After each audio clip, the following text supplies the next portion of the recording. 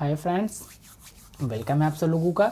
Friends, हम लोग पढ़ रहे हैं मध्यकालीन भारत। ठीक है, तो मध्यकालीन भारत में हमने जो कल स्टार्ट कर दिया था, अरबों का आक्रमण देख लिया था, महमूद गजनी और मोहम्मद गोरी। आज पढ़ेंगे हम लोग सल्तनत काल, जिसमें कि गुलाब वंश में गैस कुतुबुद्दीन ऐबक फ्रेंड्स और इल्तुतमिश। ये दोनों टॉपिक इतना इंपॉर्टेंट है गैस कि कह नहीं सकते। ये इंपॉर्टेंट इतने हैं कि सभी एग्जामों में पूछे जाते हैं, क्वेश्चन पुटअप होता है, तो इनसे अच्छे खासे क्वेश्चन बनते हैं वो, और इससे इंटरेस्टिंग क्वेश्चन होते हैं जो आसानी से लर्न भी हो जाए। तो आज गाइस देखते हैं, आज की क्लास स्टार्ट करते हैं। गाइस रेडी है? ओके गाइस, गुलाम वंश की कहानी शुरू कहाँ से होती है? गुलाम वंश यानी कि सल्तनत काल। गुलाम वंश की स्थापना 1206 ईस्वी में कुतुबुद्दीन ऐबक ने की थी। किसने की थी गुलाम वंश की स्थापना? कुतुबुद्दीन ऐबक ने। गाइस हमारे कुछ फ्रेंड ने सजेस्ट किया, कुछ कमेंट भी आए कि सर आप थोड़ा सा बहुत फास्ट चलते हैं, इसलिए गाइस आज हम डेली स्लो मोशन में चलेंगे। अगर कोई भी सजेशन देना चाहे तो नीचे कमेंट सेशन में जाकर कोई भी सजेशन हमें दे सकते हैं, जैसी कैसी भी हो, कोई प्रॉब्लम नहीं। ठीक है, आप नीचे कमेंट सेशन में जाकर वो सजेशन दे सकते हैं। गाइस थोड़ी सी नाइट का टाइम हो चुका है, इसलिए जो है फेस कैम नहीं चलाया जा रहा है, तो आज की वीडियो ऐसे दिखे। ठीक है, जो दिन में वीडियो होती है उसमें फेस कैम चलाया जाता है। ठीक है, तो ये रात में बनाई जा रही है, इसलिए इसमें फेस कैम चलाया नहीं जाएगा। तो गैस हमने क्या पढ़ा है? गुलाम वंश पढ़ा, गुलाम वंश स्टार्ट कर दिया। इसकी नींव किसने रखी? 1206 ईस्वी में रखी, कुतुबुद्दीन ऐबक ने रखी। गैस कल हमने गैस पढ़ा था, थोड़ा सा कल का एक बार रिवाइज करा लेते हैं। गैस हम बात कर रहे हैं जो गौरी का गुलाम था। किसका गुलाम था गैस? गौरी। तो गैस गौरी की बात आ गई तो थोड़ा गौरी से रिलेटेड कल की वीडियो को थोड़ा सा रिवाइज कर लेते हैं। सबसे पहला तराइन का प्रथम युद्ध किसका गैस? तराइन का प्रथम युद्ध कब लड़ा गया? 1191 में। कब लड़ा गया? 1191 में। और कौन लड़ा? जी से मोहम्मद गौरी और किसके पीछे? पृथ्वीराज के विषय में। और कौन जीत गया पहले विश्व युद्ध में? पृथ्वीराज जीत गया। कौन जीत गया? पृथ्वीराज जीत गया। तराइन के द्वितीय युद्ध में पहुंचते हैं गाइस। द्वितीय युद्ध की क्या कहानी हुई थी, सब इंपॉर्टेंट है। 1192। तराइन का द्वितीय युद्ध कब हुआ था गाइस? 1192। फिर इसमें वही दोनों भिड़ गए, दोनों बंदे थे, एक जी से गोरी और पी से पृथ्वीराज, लेकिन अब की गोरी जीत गई, धड़ाम से हो गया पृथ्वीराज, खत्म काम। तराइन का तीसरा युद्ध नहीं था, तीसरा युद्ध था चंदावर का युद्ध। किसका युद्ध की बात करें? तीसरा चंदावर का युद्ध, जो 1100 हुआ 94। फिर भिड़ गई गौरी जी भिड़ गई और जीत गई जयचंद से। किससे? सी से चंद से, और गौरी जी फिर जीत गई और जयचंद हार गए। ये तीनों कल के युद्ध थे जो इंपॉर्टेंट थे, आज हमने रिवीजन कर लिया। आगे थोड़ा सा कल की बात और करें तो पहला सफल आक्रमण जो हुआ था अरबों का, वो मोहम्मद बिन कासिम के नेतृत्व में हुआ था। थोड़ी सी और कल की बात डाले, कल की बातों पर नज़र डाले तो ये कल के इंपॉर्टेंट था गाइस कि हमने दो लोगों के विषय में देखा था, एक महमूद गजनी और मोहम्मद गोरी के विषय में। ठीक गाइस, तो स्टार्ट करें आज की कहानी, आगे चलते हैं। रिवाइजन करना गाइस इंपॉर्टेंट, नहीं तो हम सब भूल जाएंगे। आगे की कहानी, आज का लेक्चर यहाँ जब जाने, अभी 10 मिनट का लेक्चर मोस्ट इंपॉर्टेंट होने वाला है, इसलिए माइंड कंसंट्रेट करके सारे काम छोड़ के इस पर कंसंट्रेट कर लीजिए और सुनिए। ऐबक, कुतुबुद्दीन ऐबक की, ऐबक जहाँ मिले, कुतुबुद्दीन ऐबक की बात करें, ने अपनी राजधानी लाहौर बना दी। कुतुबुद्दीन ऐबक ने क्या किया? गुलाम वंश की नींव रखी 1206 ईस्वी में, और अपनी राजधानी 1206 ईस्वी में नींव रखी कुतुबुद्दीन ने गौरी वंश की, और राजधानी कहाँ बना डाली? राजधानी इसने बना डाली कुतुबुद्दीन ऐबक ने इसकी नींव रखने के बाद लाहौर को, कहाँ से बना डाली? लाहौर को बना डाली। अब इसने बहुत सारे काम किए, चलिए इनके एक काम पर नजर डाला। सबसे पहली बात तो कुतुब मीनार की नींव रखी ऐबक ने। कुतुब मीनार की क्या रखी? नींव रखी ऐबक ने। गाइस कुतुब मीनार कहाँ है? हमने एक बात सुनी है, बचपन में नाटक बहुत बच्चे स्कूल में करते थे, क्या कि आगरा में ताजमहल और दिल्ली में कुतुब मीनार है। तो गाइस हम कुतुब मीनार देखने चलिए आए, दिल्ली घूमने आते हैं। ठीक, लॉकडाउन चल रहा है लेकिन कोई बात नहीं, दिल्ली चलते हैं। ये देखिए गाइस, कुतुब मीनार आपके सामने आपके स्क्रीन पर है। कुतुब मीनार का निर्माण कुतुबुद्दीन ऐबक ने किया। गाइस आपको अगर मेरे पढ़ाने का तरीका अच्छा लगा, एक बार लाइक बटन पर भी तुरंत प्रेस कर दीजिए। ठीक गाइस, ऐसा यूनिक तरीका आपको कोई नहीं पढ़ाएगा। ऐबक ने 1192 ईस्वी में शुरू कराया था। किसने कराया? यहाँ गाइस थोड़ा सा आपको माइंड कंसंट्रेट करने वाला है, क्योंकि यहाँ पर कंफ्यूजन वाली बात आने वाली है। अगर आप माइंड कंसंट्रेट नहीं करेंगे तो उलझ जाएंगे और कंफ्यूज हो जाएगा। तो कुतुब मीनार की नींव रखी ऐबक ने, कुतुब मीनार की नींव रखी ऐबक ने। ठीक है, 1192 में, और इसका शुरू करा दिया। लेकिन इसके बाद ऐबक केवल काम शुरू ही हुआ था कि उसकी मृत्यु हो गई। ऐबक की क्या हो गई? मृत्यु हो गई। तो आया दूसरा ऐबक, क्या दूसरा जो शासक होगा उसका नाम इल्तुतमिश होगा। तो उसके बाद जो दिल्ली की गद्दी पर बैठा उसने 3 मंजिलें जुड़वाई। तो क्या किया? शुरू किया ऐबक ने, 3 मंजिलें जुड़वा दी। इल्तुतमिश ने 3 मंजिलें जुड़वा दी। ठीक, आगे देखते हैं। लेकिन गाइज यहाँ फिर कंसिडर के लिए, कुतुब मीनार में आग लगने के बाद इसका पुनर्निर्माण, गाइज इसमें आग लग गई और नष्ट हो गई कुछ मंजिलें, तो फिरोज शाह तुगलक के समय हुआ। तो तीसरा टॉपिक, तीसरी बात यहाँ क्या बनी? फिरोज शाह तुगलक के विषय में। इसका यानी 3 लोग रिलेटेड हैं, कहाँ से? कुतुब मीनार से। पहला ऐबक जी, जिन्होंने इसका निर्माण कराया, नींव रखी, इसको शुरू किया। दूसरा इल्तुतमिश जी जिसने इसको जो है 3 मंजिलें बनवाई और लास्ट में इसका पुनर्निर्माण कराया था फिरोज शाह तुगलक ने। ठीक, तीनों बार।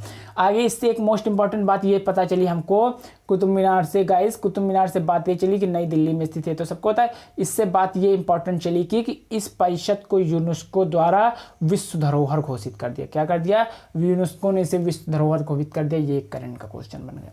चलें गाइस, थोड़ा सा फिर पीछे चलें, दिल्ली घूम लिया हमने, अब पीछे फिर बात करते हैं। इन्होंने और दूसरा काम क्या किया? दिल्ली ने कुव्वत उल, क्या लिखा है? कुव्वत उल इस्लाम मस्जिद का निर्माण भी कराया था और अजमेर का 2.5 दिन का झोपड़ा नामक प्रसिद्ध मस्जिद का निर्माण ऐबक ने कराया। ऐबक ने 3 काम, पहला तो कुतुब मीनार वाला देख चुके। अब दूसरे इनके काम पर चलते, कुव्वत उल इस्लाम मस्जिद। क्या है गाइस? कुव्वत उल इस्लाम मस्जिद जो कोई स्थित राजस्थान आओगा, इस राजस्थान घूम के आते हैं हम लोग, पहुंच गए राजस्थान। ये है नहीं गाइस, 2.5 दिन का झोपड़ा राजस्थान। ये कुव्वत उल इस्लाम मस्जिद है जो कि दिल्ली में ही है गाइस। कुव्वत उल इस्लाम मस्जिद कहाँ है? ये दिल्ली में है, कुतुब मीनार के जस्ट बगल में, वहीं पर स्थित है। कुतुब मीनार के बगल में ही स्थित है हमारा कुतुब मीनार, और ये बगल में स्थित है। कहा जाता है गाइस यहाँ पर 70 खंभे बने हैं। ठीक गाइस, कहा जाता है कि यहाँ पर 70 खंभे बने हैं। तो ये कहाँ है? जो है हमारी कुव्वत उल इस्लाम मस्जिद कुतुब मीनार के जस्ट बगल में ही है। अगला बात किया जाए तो अभी हमने पढ़ा, अगला इनका तीसरा काम था 2.5 दिन का झोपड़ा, जिसे 2.5 दिन का झोपड़ा कहते हैं। तो गाइस इसके बारे में गाइस कहा जाता है कि इसको देख लेते हैं, पहुंच गए राजस्थान। कहाँ गाइस स्थित है ये? 2.5 दिन का झोपड़ा, 2.5 दिन का झोपड़ा तो 2.5 दिन में बनकर गाइस इसका निर्माण सिर्फ 2.5 दिनों में किया गया, ऐसा कहा जाता है। इसलिए इसका कारण इसका नाम 2.5 दिन का झोपड़ा पड़ा। इसका पूर्ण निर्माण 1199 में हुआ। संस्थापक कुतुबुद्दीन ऐबक था। स्थापना किसने की थी? कुतुबुद्दीन ऐबक था, और स्थान था राजस्थान। क्या था स्थान? राजस्थान था। ठीक गाइस, आप अपनी स्क्रीन पर देख रहे हैं। चलें गाइस आगे चलें, क्लियर हो रहा है? यही तो खासियत हमारी वीडियो की, जो हम पूरा मतलब व्यू दे देते हैं ना सारा। ओके गाइस, तो चले, अब तो हमने इनको तीनों काम देख लिए कुतुबुद्दीन ऐबक जी के। पहला कुतुब मीनार ऐबक जी ने, दूसरा कुव्वत उल इस्लाम मस्जिद, और तीसरा 2.5 दिन का झोपड़ा। आगे चलते हैं। ऐबक के बाद एक बात और, ऐबक को लाख बख्श कहा जाता था। क्या कहा जाता था? लाख बख्श कहा जाता था। अगला चलते हैं।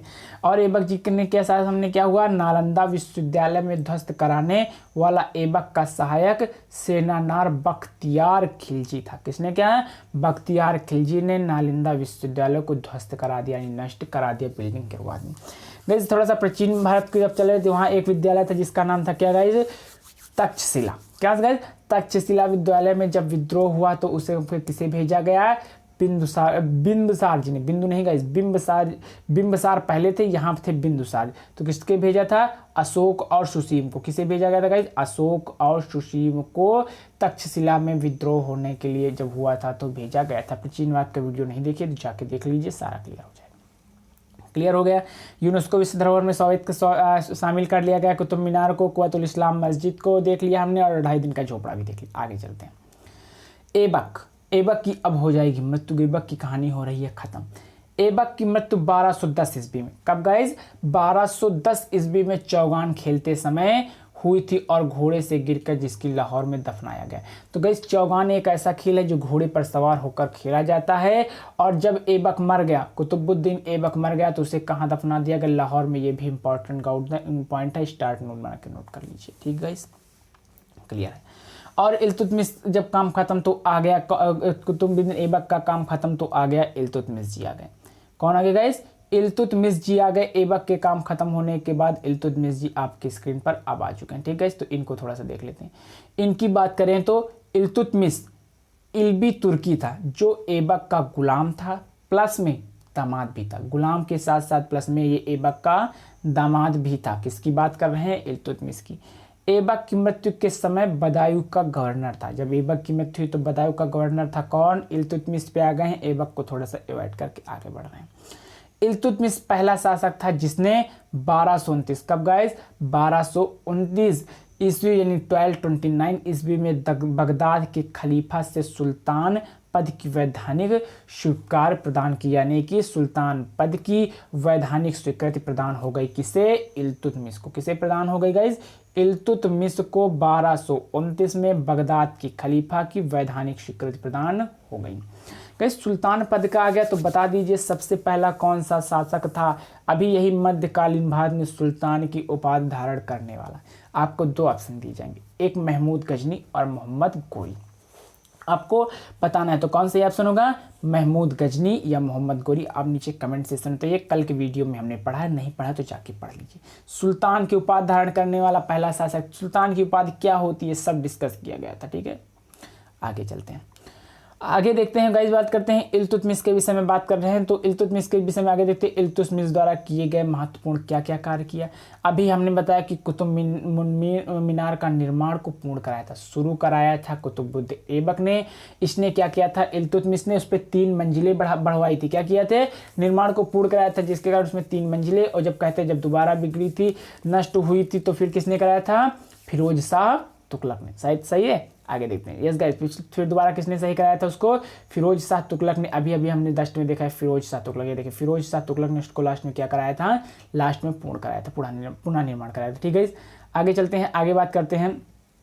ठीक है, आगे क्या करते हैं, इल्तुतमिश की बात कर रहे हैं। इल्तुतमिश की बात करें तो कुतुब मीनार का निर्माण पूर्ण करा दिया। सबसे पहले शुद्ध अरबी सिक्के, चाहे नोट डाउन करते रहिए, हम बातें कहने भूल जाते हैं, लेकिन आप वन लाइनर नोट्स में या फिर जैसे मैंने नोट्स में ऐसे ही नोट करते। सबसे पहले शुद्ध अरबी सिक्के जारी किए, चांदी का टका और तांबे का जीवन कहा जाता था। अब इस यहाँ जो क्वेश्चन आपकी आ रहा है वो तो इतना इंपॉर्टेंट है कि रट्टा नहीं मारेंगे तो आपका कंपटीशन बेकार। एकता प्रणाली किसने चलाई, इल्तुतमिश ने। किसने चलाई, इल्तुतमिश ने। एकता प्रणाली इल्तुतमिश ने चलाई थी। आगे फिर इंपॉर्टेंट, सब स्टार मार ले यहाँ तो एकदम। आज हमने क्या कहा था कि आज की सेशन बहुत इंपॉर्टेंट होने वाली है। 40 तुर्क सरदारों का, किसका, 14 जो तुर्क सरदारों का संगठन बनाया, किसने, इल्तुतमिश पे छा जाइए, इल्तुतमिश छा गया, बनाया, जो तुर्कान ए चहलगानी नाम से जाना गया। जब 40 तुर्क सरदारों का मिलकर एक संगठन बनाया, एक ग्रुप बनाया, ठीक है, एक यूनिट बनाई, तो उस यूनिट को, उस ग्रुप को, संगठन को क्या कहा गया, उस संगठन को कहा गया तुर्कान ए चहलगानी। क्या कहा गया, तुर्कान ए चहलगानी कहा गया। 40 तुर्क सरदारों का जो एक संगठन था, किसने बनाया, इल्तुतमिश ने। ठीक है गाइज, और एकता प्रणाली चलाई इल्तुतमिश से। रट्टा मारिए, शाह तुर्कान के अवांछित प्रभाव से, एक शाह तुर्कान था, क्या था, एक शाह तुर्कान था, यानी तुर्कों का शासक था। उसके अवांछित प्रभावों से परेशान होकर तुर्की अमीरों ने, जो तुर्क के अमीरों ने, उन्होंने क्या किया, रुकनुद्दीन, कौन था, रुकनुद्दीन को, किसे गाइस, रुकनुद्दीन को हराकर, रुकनुद्दीन को हरा दिया, यानी हटा दिया कह सकते हैं। रजिया को सिंहासन पर बैठा दिया और शासन शुरू हो गया, रजिया सुल्तान। इंपॉर्टेंट है, क्यों, क्योंकि प्रथम मुस्लिम शासिका थी। ये तो बच्चे को पता है। आइए देखते हैं किसके पास पहुंच गए, रजिया जी के पास पहुंचे गाइस, एकदम स्लो मोशन में। ठीक है गाइस, कोई जो है वो नहीं लेंगे, इरिटेट नहीं होंगे। ठीक है, अच्छे से आराम से पढ़ेंगे, कोई प्रॉब्लम नहीं। ठीक है, ऑल इज वेल बोलिए, अगर कभी प्रॉब्लम हो तो क्या बोलिए, ऑल इज वेल। ठीक है, जिस प्रकार रजिया प्रथम मुस्लिम शासिका थी, रजिया कौन थी, प्रथम मुस्लिम शासिका थी। इसको तो नोट डाउन कर ही डालिए बाबा, क्यों, ये तो इम्पॉर्टेंट ही है। रजिया ने पर्दा प्रथा को त्याग कर अपने पुरुषों की तरह, रजिया ने क्या किया, रजिया पर्दा प्रथा को फॉलो नहीं करती थी। किसका डिस्कस करें, रजिया सुल्तान की बात करें। पर्दा प्रथा को फॉलो नहीं करती थी। क्या करती थी रजिया, लिखा है रजिया पर्दा प्रथा को त्याग कर पुरुषों की तरह चोगा क्या होता है, जैसे धोती कुर्ता होता है, चोगा एवं कुल्हम पहनकर दरबार में खुले मुंह से जाने लगे, यानी कि मुंह पर भी न पर्दा प्रथा का त्याग दिया, पर्दा नहीं करना, और चोगा और कुल्लम जो कि धोती कुर्ता जैसा एक पहनावा हो रहा होगा, जिसे रजिया पहनकर जाने लगे और पर्दा प्रथा को नहीं माना। और देख लेते हैं क्या क्यों। अब बात करते हैं, एक लोग नए कैंडिडेट आ चुके हैं, नया जो ही एंट्री हो चुकी है नए कैरेक्टर की इस मूवी में, तो इसका नाम है नसीरुद्दीन महमूद। कौन है, नसीरुद्दीन महमूद एक ऐसा सुल्तान था जो टोपी सीकर अपना जीवन निर्वाह करता। कैसे निर्वाह करता था, कैसे अपनी लाइफ को कैसे स्पेंड करता था, खर्च कैसे चलाता, टोपी सीकर। क्या करता था, टोपी बनाता था और उसे सीकर अपना जीवन स्टार्ट करता, जौन था नसीरुद्दीन महमूद, इस मूवी का नया कैरेक्टर। अभी हमने एक इससे पहले कैरेक्टर को देखा, रजिया सुल्तान, जो कि क्या थी, प्रथम मुस्लिम शासिका थी, तो रट्टा ही मारना है। अब एक फिर नया कैरेक्टर आ गया। अभी यहाँ पर सारे कैरेक्टर को अच्छे समझने नहीं, बाद में जब पिक्चर के बीच में तुम आओगे तो समझ में नहीं आएगा कि कौन हीरो है कौन विलन, इसलिए अच्छे से समझते रहिए। बलवन की बात करें, बलवन ने अपनी पुत्री का विवाह नसीरुद्दीन महमूद से कर दिया। कौन था नसीरुद्दीन महमूद, जो टोपी सीकर अपना जीवन निर्वाह करता था। बहुत सारे करेक्टर अभी जब पिक्चर शुरू से देखो तभी मजा आता, बीच में पिक्चर देखो तो समझ में नहीं आती। आगे देखते हैं बलवन। बलवन कौन था? जिसने विवाह कर दिया। बलवन का वास्तविक नाम बहाउद्दीन था। क्या नाम था? बहाउद्दीन था। वह इल्तुतमिश का गुलाम था। इल्तुतमिश का क्या था? बलवन गुलाम था। फिर आगे एक पॉइंट बना इंपॉर्टेंट है, धरो इसको धरो कहाँ? वन लाइनर नोट्स में धरो, या फिर जैसे भी नोट्स बना उसमें नोट डाउन कर लो। तुर्कान, क्या? तुर्कान ए चहलगानी का विनाश बलवन ने किया था। किसने किया था? तुर्कान ए चहलगानी को अंत कर दिया था। तुर्कान ए चहलगानी का प्रथा बलवन ने किया था। अब फिर इंपॉर्टेंट एकदम धरते रहिए, सारे इंपॉर्टेंट है। राज दरबार में सिजदा और पेबोस प्रथा की शुरुआत बलवन ने कर दी। बलवन से इंपॉर्टेंट है क्या कि राज दरबार में सिजदा और पैबोस प्रथा, याद करिए पैबोस प्रथा और सिजदा प्रथा की शुरुआत किसने की? बलवन ने। किसने की गाइस? बलवन ने कर दी। कहाँ? राज दरबार में। आगे बलवन ने फारसी रीति रिवाज पर आधारित नवरोज उत्सव का प्रारंभ किया। गाइस नवरोज यानी 9 दिन का, ठीक है, जैसे हिंदुओं में चलता है नवरात्र, ऐसा रहा है। बलवन ने क्या किया? फारसी रीति रिवाजों पर रिवाज, कैसे रीति रिवाज गाइस? फारसी रीति रिवाजों पर आधारित नवरोज उत्सव का प्रारंभ कर दिया। गाइस फारसी, तो गाइस बात करते हैं, थोड़ा फारसी आ गया। प्राचीन भारत में पहुंचे तो फारसियों का हमने नाम कब सुना था? जब आक्रमण होते। कौन सी मुद्रा थी फारसी मुद्रा? सिग्लोई। कौन सी थी? सिग्लोई। और जो एक लीप भी हमको लगता है गाइस फारसियों थी, तो क्या नाम था इसका? क्या नाम था? खरोष्टी अरामेक से जन्मी थी। सब प्राचीन भारत वाली वीडियो पढ़ डालिए गाइस, एकदम हल्का एकदम हलवा है वो तो। प्राचीन भारत के सारे वीडियो डाल दिए, 100 क्वेश्चन डाल दिया। अब क्या चाहिए आपको? प्राचीन भारत पूरा हमने खत्म कर दिया है। हम मध्यकालीन भारत में पहुंचे नहीं है तो टाइम निकालकर वो वीडियो देखिए, उसको सारा कवर कीजिए। आगे लिखा है बलवन। ये मध्यकालीन भारत का भी आज ये दूसरा वीडियो है। कौन गाइस बात कर रहे हैं? जिसकी बलवन की। बलवन के बाद बात कर रहे हैं। बलवन वही है। बलवन का वास्तविक नाम बहाउद्दीन था। ठीक है, बलवन की बात करें सब हम लोग देख चुके हैं। आगे देखते हैं, बलवन की बात चल रही, आगे देखते हैं। अपने विरोधियों के प्रति बलवन लौह एवं रक्त की नीति अपना। फिर धरो वन लाइनर में इसको उठाओ और छापो। क्या करो? छाप लो वन लाइनर में। क्या? कि रक्त और लौह की नीति। कौन सी नीति? रक्त और लौह की नीति किसने विरोध की? बलवन ने। रक्त और नीति को किसने अपनाया? बलवन ने। किसके लिए? अपने विरोधियों के प्रति। कौन सी नीति थी? लौह एवं रक्त की नीति। ठीक है, इस आगे चलते हैं। बलवन, धरो इसको कॉपी में उसको। बलवन के दरबार में फारसी के प्रसिद्ध कवि अमीर खुसरो अमीर हसन थे। कौन थे? बलवन के राज दरबार में। गाइस इंपॉर्टेंट है थोड़ा सा, इसको फिर से एक बार देखेंगे। बलवन के दरबार में गाइस पहले बलवन ने कौन सी नीति डाली? बलवन ने लौह एवं रक्त की नीति अपनाई। बलवन के दरबार में फारसी के प्रसिद्ध कवि, क्या नाम था? अमीर खुसरो अमीर हसन थे। तो पूछा जा सकता है अमीर खुसरो अमीर हसन किसके दरबार में थे? तो बलवन के। ठीक है, आगे देखते गाइस। हमारी नोट्स से आप वन लाइनर डायरी में कैसे भी करके कहीं नोट करके नोट्स जरूर बनाते। आज ये मध्यकालीन भारत का सेकंड लेक्चर है। पहला लेक्चर कल आया था, आप उसे देख लीजिए। नहीं आप पीछे पढ़ पाए तो मध्यकालीन भारत से अब से कवर करते हैं। क्यों गाइस? क्योंकि जब जागो तभी सवेरा, दैट्स ऑल। गुलाम वंश अंतिम शासक। गाइस धीरज दुखद शब्दों में कहना चल रहा है कि गुलाम वंश का अंत हो रहा है। गुलाम वंश का अंत हो रहा है। गुलाम वंश की शुरुआत कहाँ से हुई? महमूद गजनी, मोहम्मद गोरी, सबको पढ़ते हुए चले आ रहे हैं हम लोग ना।